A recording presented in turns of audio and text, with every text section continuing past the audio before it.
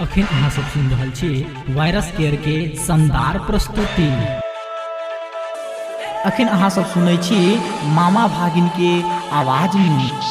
जो दोसर पटेब जो दोसर पटेब जो दोसर। की हो मामा सुना ना गे छौरी तू छोड़ के जगलही, गे कनचन तू छोड़ के गेले हे। जो दोसर पटेब जो दोसर पटेब जो दोसर। गे छौरी तू छोड़ के जबही, गे कनचन छोड़ के जबही। जो दोसर पटेब जो दोसर पटेब जो दोसर। डीजे नवल जी अखन अहाँ सब सुन रहल छी वायरस केयर के शानदार प्रस्तुति। जो दोसर पटेब जो दोसर। तू छोड़ के जबही ससुरो में जेबो, डीजे पर चढ़ के हम खूब गरिएबो। सुन ना जान हे गे जान, तू छोड़ के जबही ससुरो में हेबो, डीजे पर चढ़ के हम खूब गरिएबो।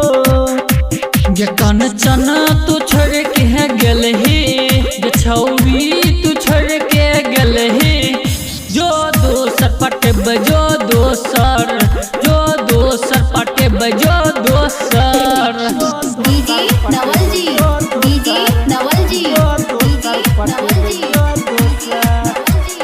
बिहार अखन अहाँ सब सुन रहल छी वायरस केयर के शानदार प्रस्तुति। श्याम सुंदर के तू हे गे दिल तोड़ गलही, सुमन जी यादव के तू हे गे साथ छोड़ गलही। सपनों में धोखा देवी की हे जा सुन ना।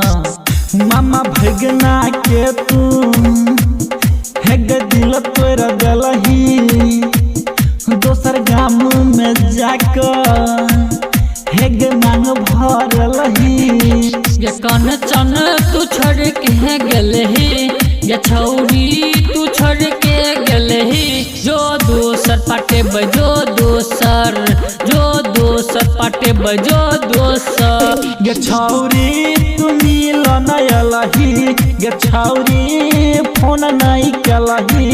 जो दोसर पटेब जो दोसर पटेब जो दोसर। गे छौरी तू छोड़ के गेले हे, गे कनचन तू छोड़ के गेले हे। जो दोसर पटेब जो दोसर पटेब जो